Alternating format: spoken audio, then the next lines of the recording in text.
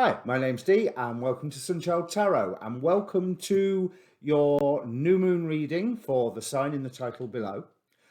Because it's a bulk introduction, which you don't have to watch every time, because I would say you really want to watch three of these.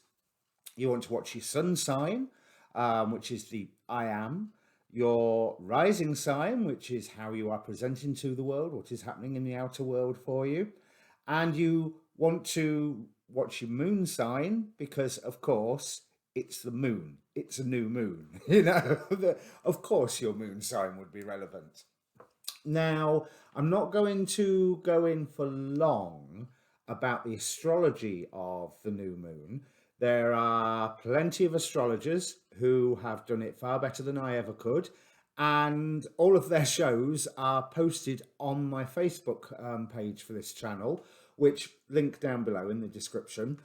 So if you're wanting to know about the astrology of it, you have plenty of astrologers to choose from on there. Suffice to say, it's big. It's a big full moon. There is a stellium in Aquarius. So what have we got? We've got Sun, Moon, Mercury, Venus, Jupiter, and Saturn, with Saturn ruling, in Aquarius. Now, it is not the age of Aquarius. I don't care what various people say. It is not the age of Aquarius, and as I've said before, the age of Aquarius will not begin until tropical, i.e. Western traditional 0 degrees Aries, is the same position as sidereal Aquarius. At the moment, it isn't. 0 degrees Aries is sidereally some of 22, 21, 22, maybe 23 degrees Pisces. So there's a while yet. I think that's right. I think it's there's a 22 involved in there somewhere. But anyway, it's in Pisces. It is not in Aquarius. However, this is a really big time of Aquarius, and there's no shaking that. We have numerous planetary synodic cycles starting. Let me bring my details up. So we've got just this week alone, and there's been a fair amount over the past few weeks, but just this week alone, I mean, bear in mind, this is all under the Great Conjunction. But we have a new Venus-Saturn cycle starting. Obviously, a new Sun-Moon, but that's a monthly one. A new Sun-Mercury, that's quite frequent. A Venus-Jupiter synodic cycle starting, Mercury-Venus cycle, and Mercury-Jupiter. So, it's very much, this is a new time coming in. Without a shadow of a doubt, there's all these new, some of those were that's all a lot of the personal planets, the inner planets. So they're small cycles, but we've just had all the massive big cycles, Jupiter, Pluto, Saturn, Jupiter, Jupiter, Saturn, I should say, Saturn, Pluto as well. So we know they all restarted before Christmas. Before Christmas? I think they were all before Christmas. I should know that off by heart, shouldn't I? I talked about every single one of them. Now, there is a timestamp below, so you don't have to watch this repeatedly. You only have to watch this on the first reading. It's well worth it. What I want to look at is the angels, the degree angels. Now, I never thought I'd going to be an angel person. But the degree angels are the Kabbalistic angels, who are very traditional, mighty and terrible. So, of course, I'm drawn to them like a moth to a flame. Now, this new moon, 23 degrees Aquarius, that's ruled by Menadel, who most people will be glad to know that he's great for job seeking. So if the economy and the virus and all the economy crash and what have you has affected you, now is a great time to ask for some help in job seeking and redesigning what you want to do next, because that's a lot of this Aquarius stuff. It will exhibit in community with an independent streak, which may sound like a bit of an oxymoron, but I think I've got my head around that idea. Um, so you, a lot of it is internal right now that you will be later putting into practice. But that is, so Menadel, let me bring up my details here. You'll have to forgive me, I am referring to notes. I don't know all this off by heart. Menadel, as a degree angel, is seen as fearless and presiding over inner and outer work. And there's definitely this theme of the inner and the outer work going on with everything, everything that I've been looking at to do with this. Now, Menadel has been active. Let's have a look. Menadel was active last March and April, which I think was, let me just double check this. I think that was Uranus. Yep, with Uranus at 5 degrees Taurus. And then there was obviously Mars arrived at 5 degrees Taurus in January. And now Menadel is ruling 23 degrees Aquarius. Those rulerships don't change. I know the way I phrase that, it makes it sound like they do change, but no, they don't change. Now, Menadel here is like everybody being ruled by Saturn, so being ruled in this case by Luvia. Saturn is the ruler of this chart. If you do rulership chains, everything leads back to Saturn, mainly because everything's in Aquarius. Of course, I'm using ancient rather than modern rulerships there. You could say everything also goes back to Uranus, but Saturn and Uranus are in square to one another anyway, and that is the flavour of this year. That tension, that tradition versus independence. Now, Luvia is all about dialing God and expansive intelligence or fruition, although I couldn't find any more information out from the Dictionary of Angels because he's not in there, or she's not in there. But what I actually want to look at is Mahasya. Now, Mahasya rules 22 degrees Capricorn. So as you know, that had a lot of activity this last year. So today, or rather on the new moon, Mahasya is ruling the North Node.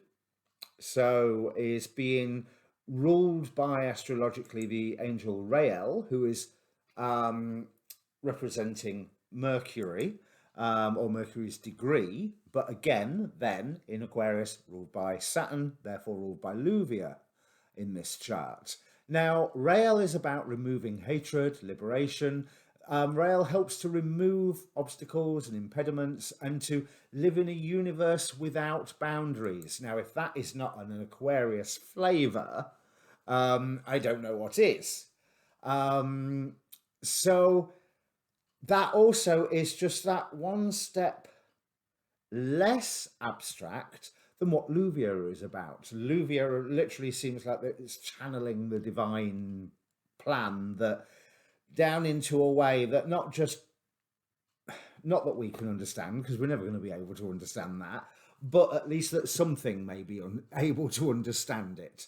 But Marcia, as I said, was in control of 22 degrees Capricorn. So last year, that's Menadel's history I'm looking at. Last year, Pluto was there.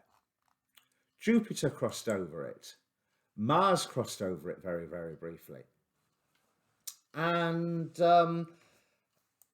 basically, Mahasya was busy going from the 1st of January last year, because that's where my records start, that I've got programmed into my database.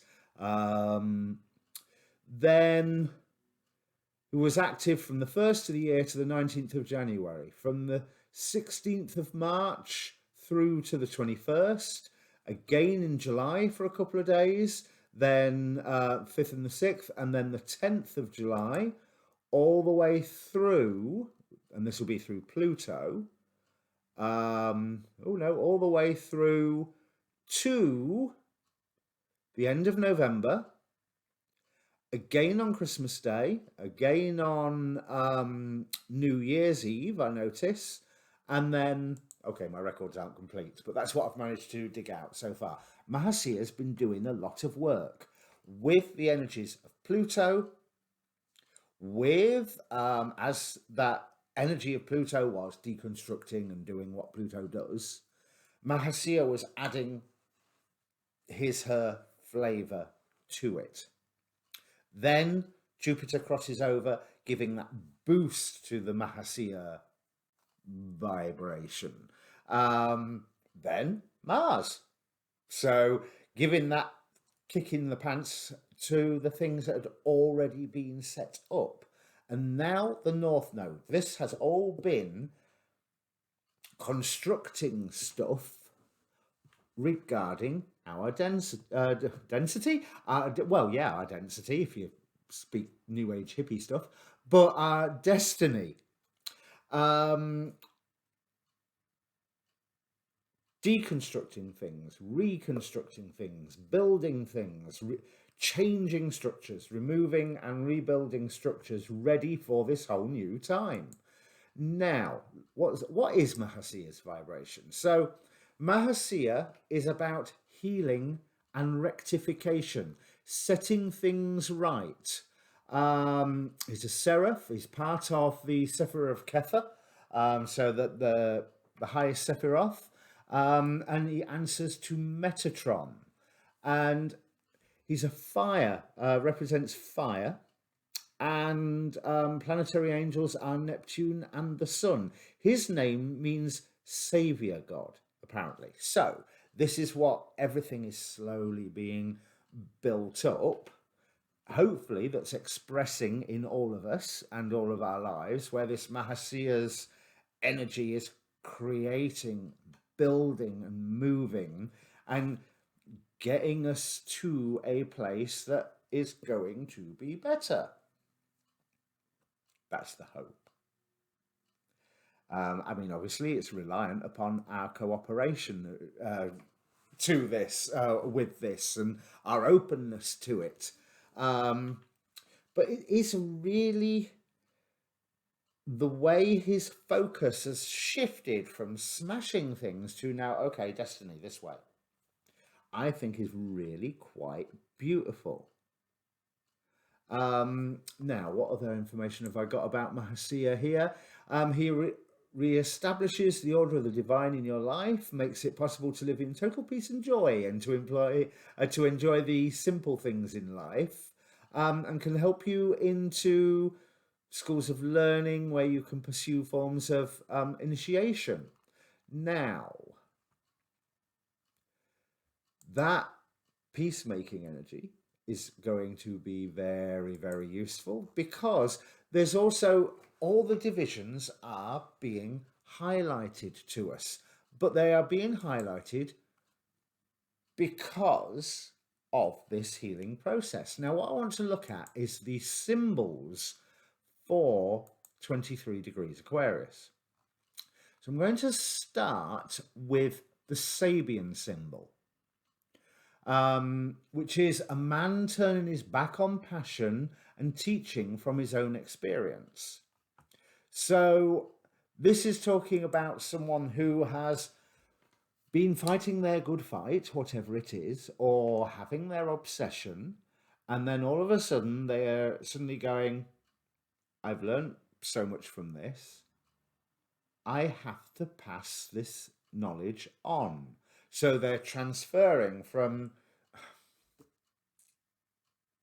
to be facile, but it would work in today's culture, from being an active social justice warrior to training active social justice warriors, would be one way of looking at it. I mean, you could replace active social justice warrior with carpenter, and oh no, that's still got that vibe, hasn't it? Okay, plumber, and it can, the message still holds true, but there's this sharing of information, this allowing those who don't know to find out and know, which I think, especially after focusing more on setting things right, we're going to need to know how to do lots and lots and lots of things. But what is really interesting is the inside degree, or the Chandra symbol. So we have a large brown bear picking and eating apples. It's like, okay, yeah, what? But the interpretation of this, I'm just going to read it straight out because you'll see why when I get towards the end of it. Gross indulgence and a conscience that just won't quit, saturating your energy field with exaggerated gestures of capitulation to your own lower nature.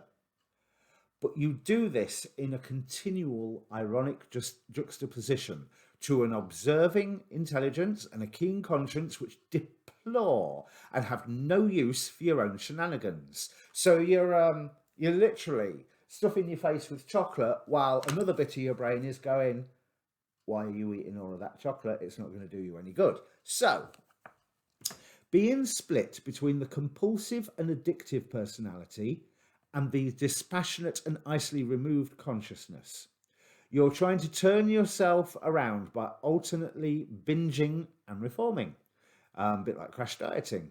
But each binge triggers a reaction of the other side of mind, and each renunciation and reformation in turn triggers a further reaction from the first piece of mind.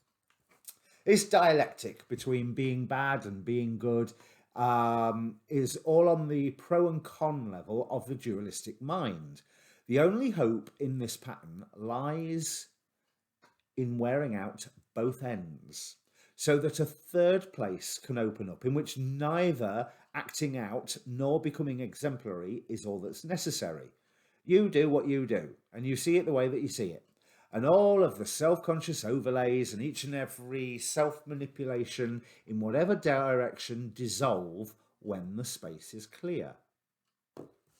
So I know that I've mentioned on previous videos about how very divided we are in society nowadays. It doesn't matter where in the world that you look, there is divisions rampant, whether you want to say Democrat, Republican, Brexiteer, Remainer, look at Myanmar. But this energy, that symbol, that idea of wearing out both sides while we are learning how to do things better, because those who have a time to teach now are led to actually teach and teach everybody else, you know, whether it is how to get in touch with your angels and how to get in touch with God, or how to sort out a septic tank and sort out your plumbing, or carve a chair, or recycle whatever, or change the way that you're fishing, farming, hunting, what have you. All of these things, the very structure of our economy, as we know with the virus, is under question at the moment. And so there is going to be, and there is already to a certain extent, if you look at the right websites and email newsletters and what have you, a absolute cacophony of good ideas about how to move forward. All of this under the watchful eye of Luvia, who, let me see, what was the phrase again? Who has an expansive intelligence, brings things to fruition, and knows how to dial God. You know, so I would say that in itself is a superpower, you know. So if you if you are a fixed sign, oh, I've forgotten, where's my cheat sheet? Aquarius, let's have a look. I don't want to say it because I don't want to get it wrong. And it's not on my, fixed signs. Here you are, Leo, Taurus, Aquarius, or Scorpio. On a basic mundane day-to-day level, you can expect to get affected by this stellium through conjunction, through square, through opposition. But pretty much it's going to affect all of us. This is a global thing. The last time this sort of stellium in Aquarius occurred was in 1962. And we know how pivotal the 60s were for creating a shift in our society, even if things seem to have shifted back since then. So if you are familiar with your chart, if you know your rising sign, and if you don't, there is a link, well, there's two links in the description down below for where to get a free birth chart. Have a look which house Aquarius sits in for you. I use whole sign houses, if that means anything to you.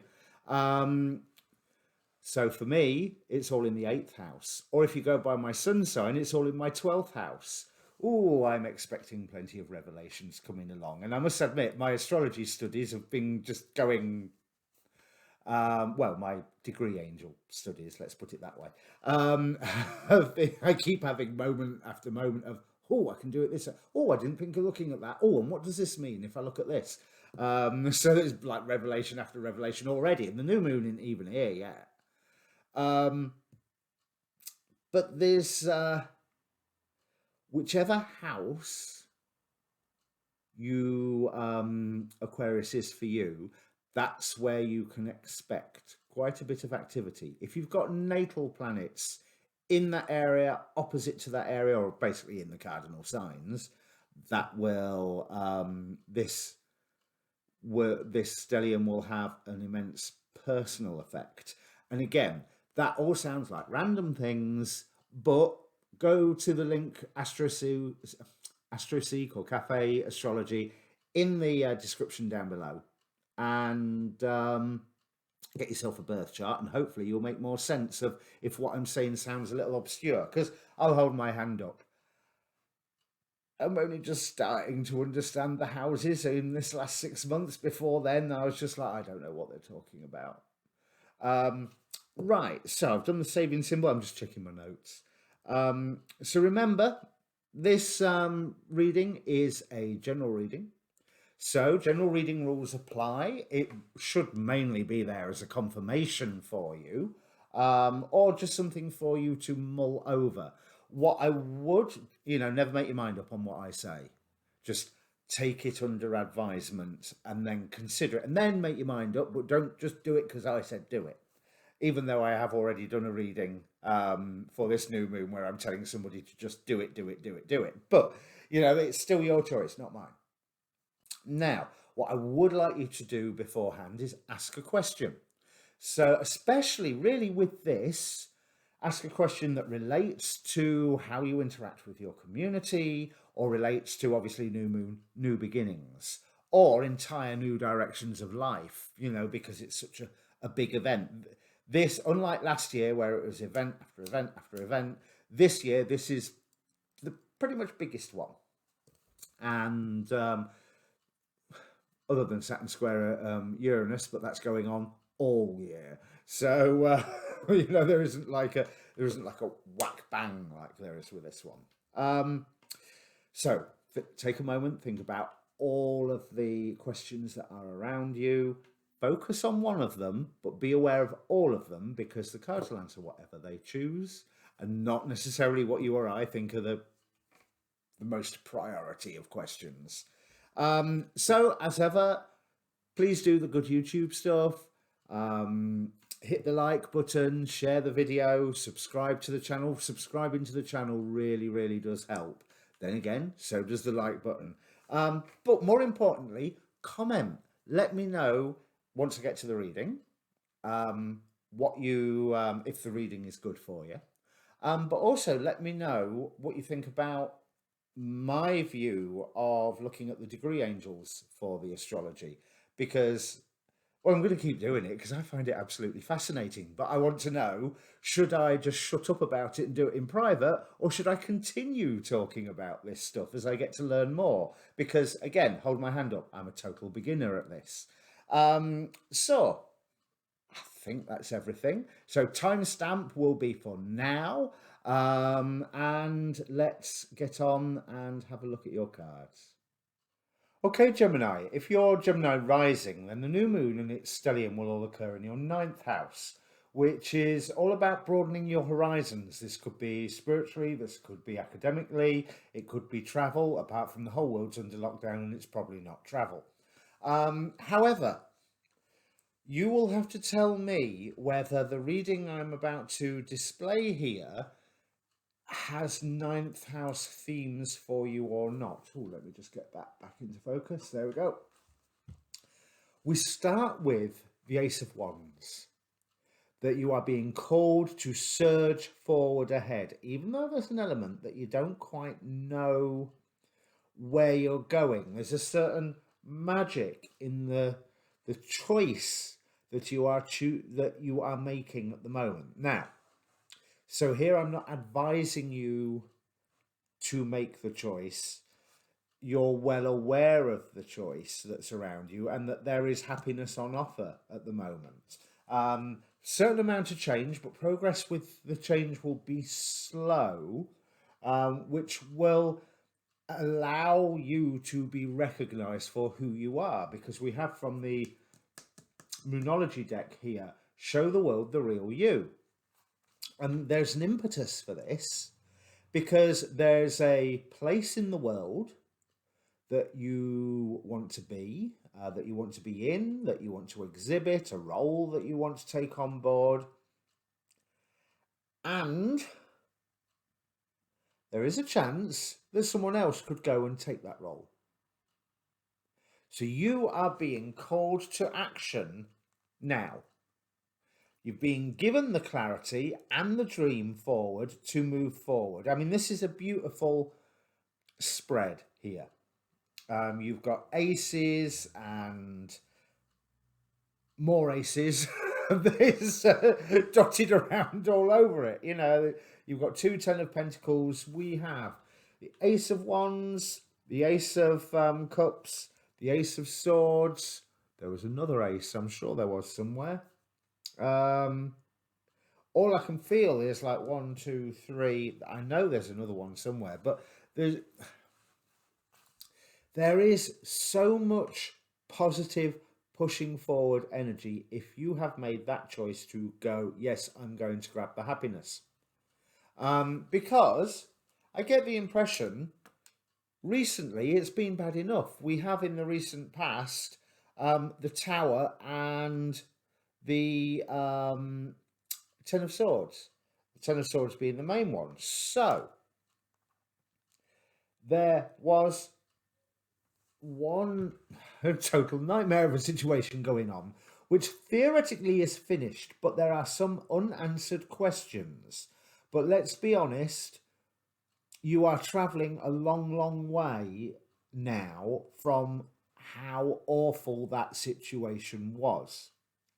And I do believe that by examining a bit of that past, you are able to put to rest, finally, what strikes me is the difference between these 2 10 of Swords. So out of the Healing Light Tarot, it's a drowned body with swords stuck in out of it. So it's definitely dead, but lost at sea. Whereas with the Wheel of the Year Tarot, that's 10 of Swords, there is a gravestone, a memorial place, flowers by the graveside. It is something that has been put to rest. And so I believe that you may be able to finally put to rest something that has been left unresolved from the chaos that was going on, but now has subsided.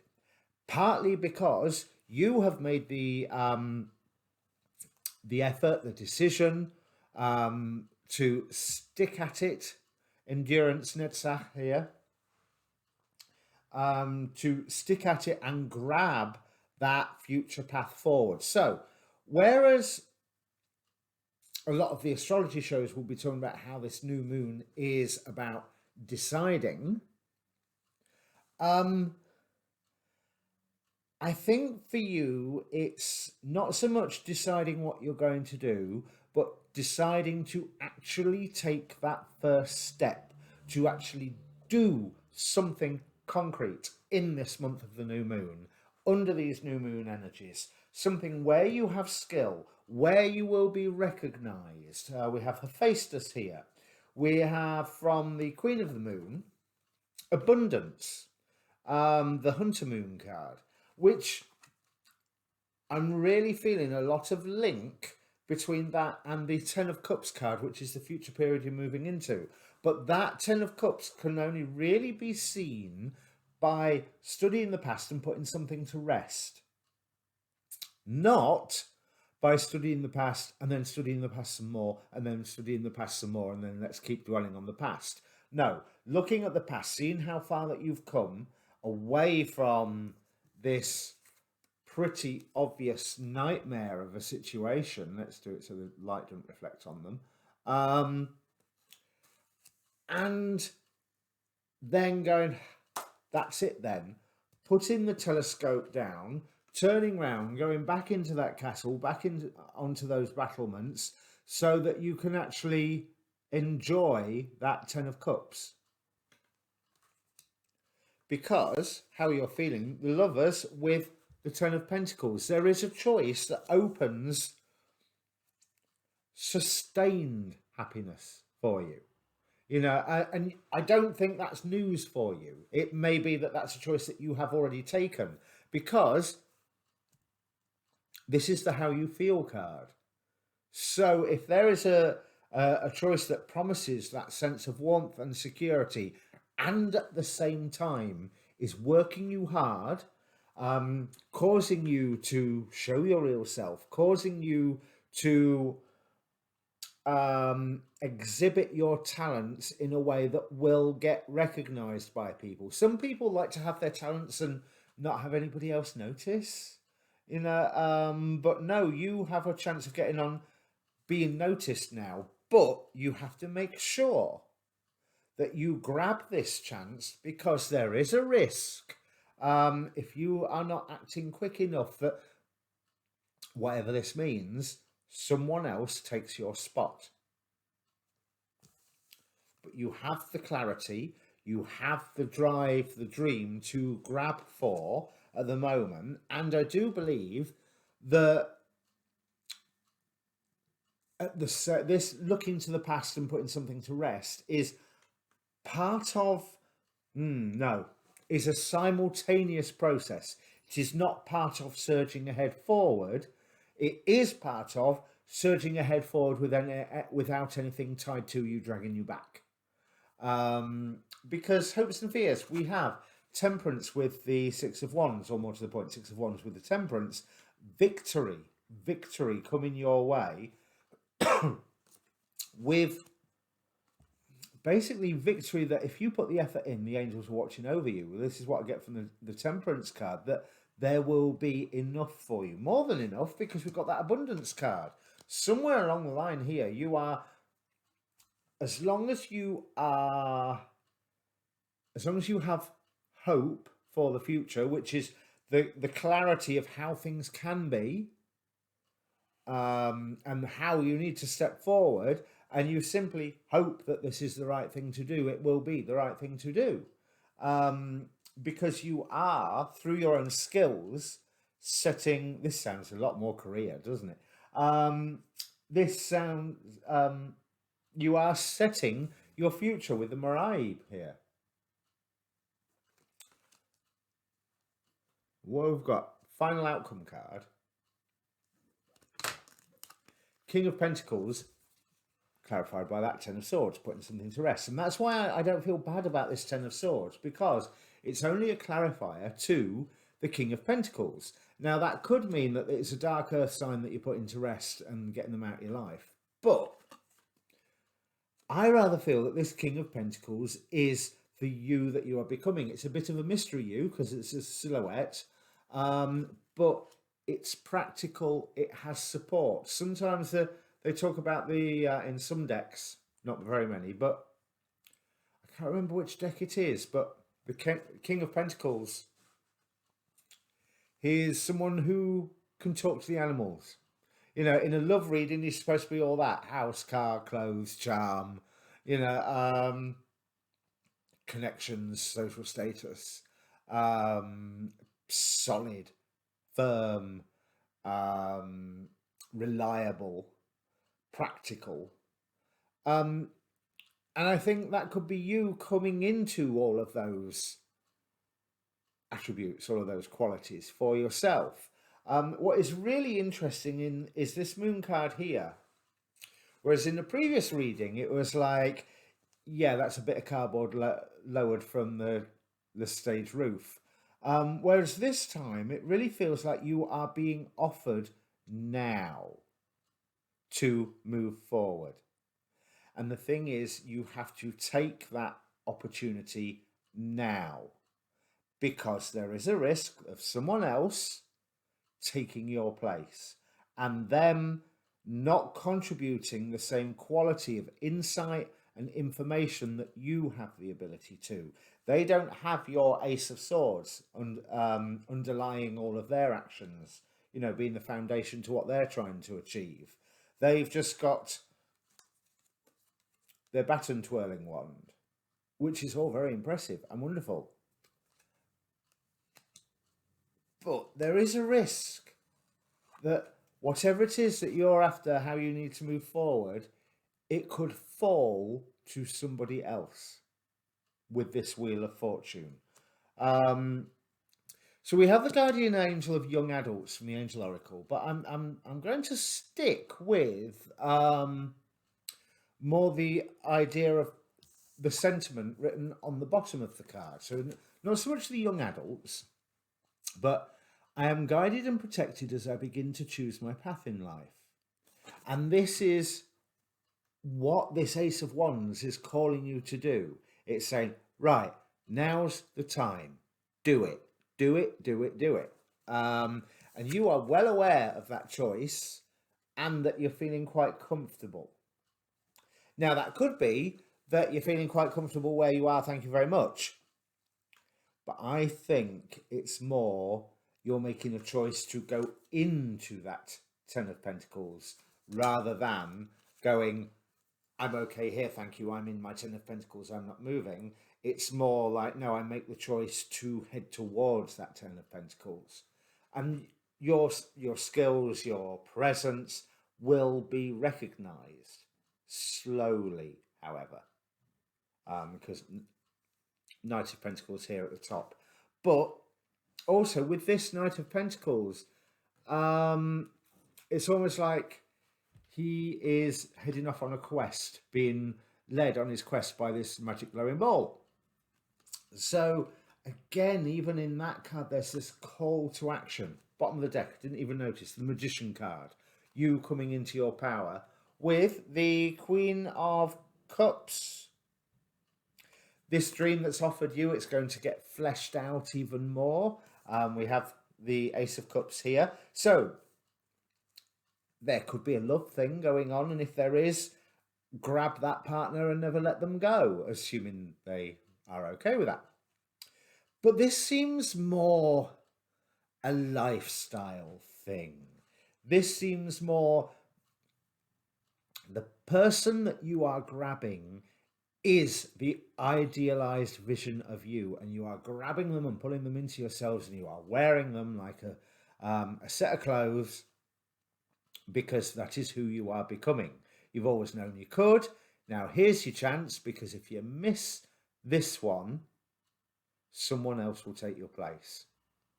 It's cheerful, eh? Best of luck, Gemini. This feels, especially with the Morai here, the abundance card, this feels great. This feels lovely. Make the choice, grab it. Whatever it is, grab it. All right? Cheers.